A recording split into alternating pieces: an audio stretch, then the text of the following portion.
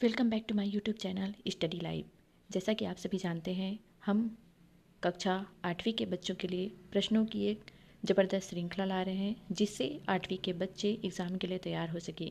क्योंकि आप सबको पता है कि 8वीं का जो पेपर है वो इस साल बोर्ड हो गया है, और बोर्ड मतलब बाहर से आएगा आपका पेपर, और पेपर बाहर चेक होने के लिए भी जाएगा।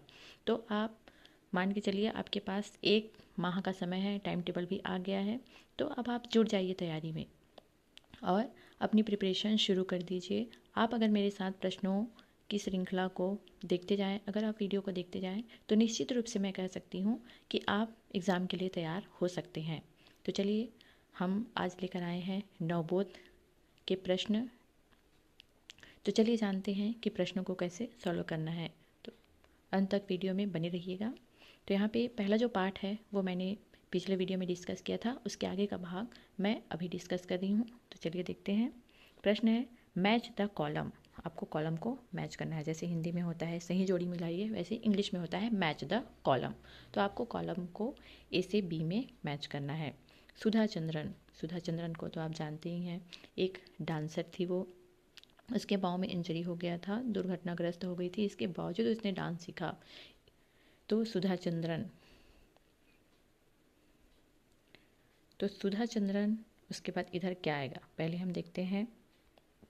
तो ये रहेगा भरतनाट्यम डांसर। वो एक डांसर थी, तो डांसर से ही पता चल रहा है, और वो भरतनाट्यम का डांस जो है वो करती थी। तो ये आएगा Sudha Chandran Bharatanatyam dancer.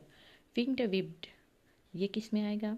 Winged whipped मतलब होता है द्विपाद वाले पक्षी, मतलब जिसके 2 पैर हैं ऐसे वाले पक्षी। तो ये किस में आएगा? ये बर्ड से रिलेटेड है, मतलब पक्षी से रिलेटेड है, तो ये आएगा बर्ड्स। उसके बाद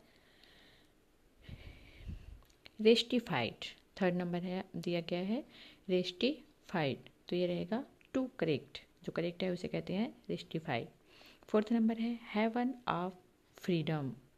हेवन ऑफ फ्रीडम ये कहलाता है इंडिपेंडेंस। हेवन मतलब स्वर्ग, और फ्रीडम मतलब आज़ादी। तो स्वर्ग की आज़ादी मतलब स्वतंत्रता। Where the mind is without fear, जब आपका माइंड जो है बिना किसी डर के कार्य करने लगे, तो वो जो ज़िंदगी होती है वो होता है स्वर्ग के समान, वो कहलाता है आज़ादी, इंडिपेंडेंस। उसके बाद है नारंग भाई करंजिया। आपको याद होगा, एक तो चैप्टर है 8th में, वो है पूरा एवरीडे हीरोज़, प्रतिदिन के हीरोज़। उसमें बहुत सारे जो प्रतिदिन के हीरोज़, मतलब ऐसा नहीं है जो बॉलीवुड अभिनेता होते हैं वो लोग यहाँ आ गए हैं।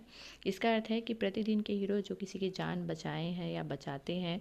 जैसे यहाँ पे नारायण भाई करंजिया दिया गया है, तो ये पीकॉक डॉक्टर हैं, मोर के डॉक्टर, मयूर के डॉक्टर। उनके आसपास के जितने भी क्षेत्र हैं उन सब में कोई भी अगर मयूर जो है वो घायल होता था या उसकी तबीयत खराब होती थी, तो वो उनको अपने यहाँ लेके आते थे, और उन सब के लिए उन्होंने एक आश्रय स्थल बनाया था। तो नारंग भाई करंजिया है the peacock doctor. Neighbouring country, neighbour मतलब पड़ोसी, कंट्री मतलब देश। तो हमारा पड़ोसी देश क्या है? तो यहाँ पे एक देश का नाम दिया होगा, कहाँ दिया है? ये दिया है थाईलैंड।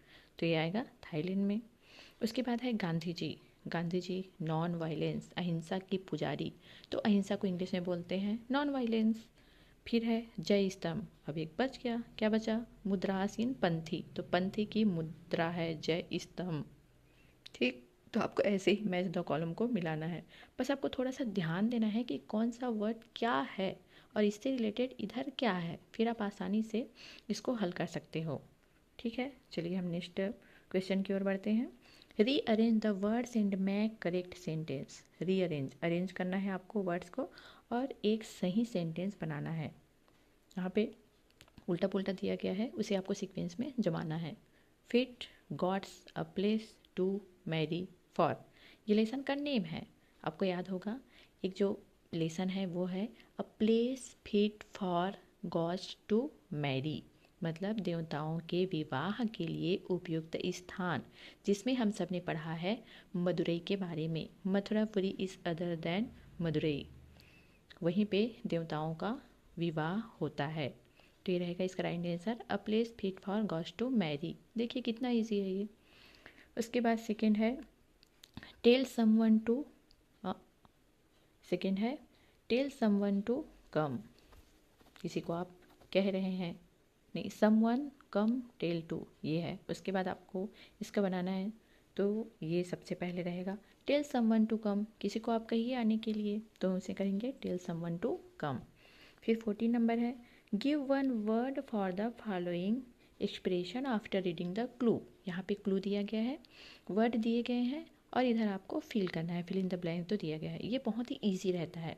तो चलिए पहला नंबर देख क्या क्या दिया गया है। ऑप्शन ऊपर में हम देखते हैं म्यूजियम, म्यूजियम में संग्रहालय। पेशेंट, पेशेंट मतलब बीमार, जो डॉक्टर के पास जाता है उसे हम क्या कहते हैं, तो वो कहलाता है पेशेंट।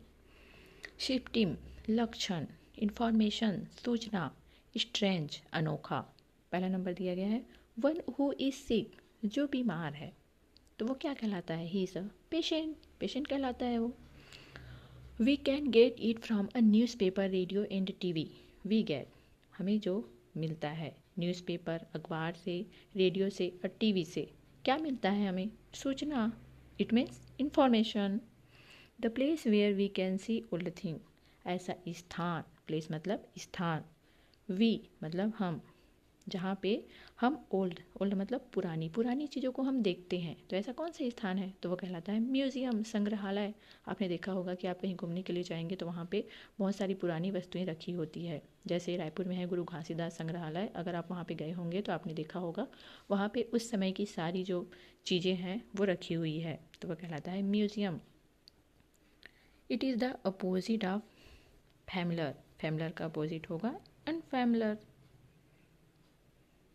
या फिर कह सकते हैं स्ट्रेंज। 5th नंबर है a sign of change in your body और mind that shows that you are not healthy. जब आपकी बॉडी में या आपके माइंड में कुछ परिवर्तन दिखे कि आप हेल्दी नहीं हैं, आप स्वस्थ नहीं हैं, तो उसे हम क्या कहते हैं, तो उसे हम कहते हैं हिंदी में लक्षण और इंग्लिश में होता है वो सिस्टम। ठीक, ऐसे ही आपको प्रश्नों को सॉल्व करना है। Answer the following question. अब क्वेश्चन है आपको, what was the turning point in Sudha's life, Sudha की लाइफ में एक टर्निंग पॉइंट क्या आया था, तो द टर्निंग पॉइंट यहाँ से आपको शुरू करना है।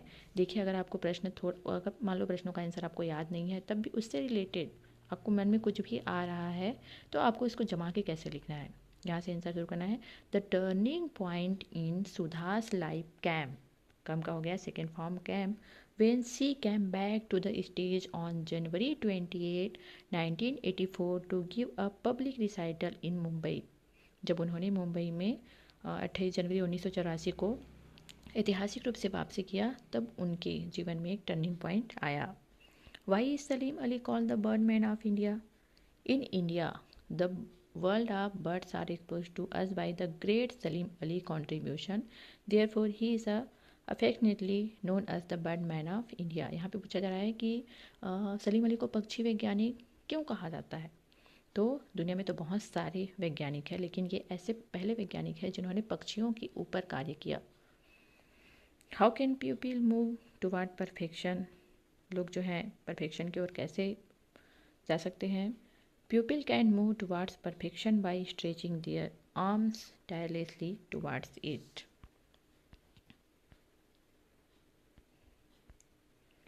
What are the factors which are barrier a good society?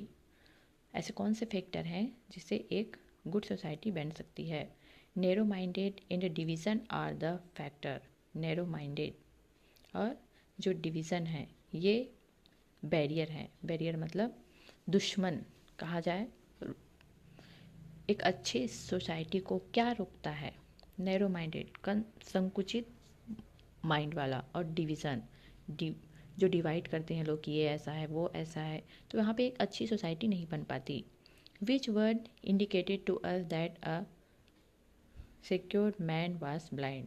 The word blind man was used in the last line। The poem tells us that the second man was blind। पहला जो व्यक्ति था वो पोइट था और second जो व्यक्ति था वो था blind man.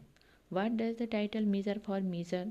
The title of the lesson measure to make a plan to achieve an objective। Why was the name of a horse taken as a prisoner? तो नेम ऑफ हर्ट्स को prisoner क्यों ले गया था, तो knave of the hearts was taken as a prisoner because he had stolen the tarts. जिसको बनाया था किसने, द क्वीन ऑफ हर्ट्स रानी ने बनाया था और वो चोरों से चुरा के ले गया था, इसीलिए उस गुलाम को जेल में डाल दिया गया था।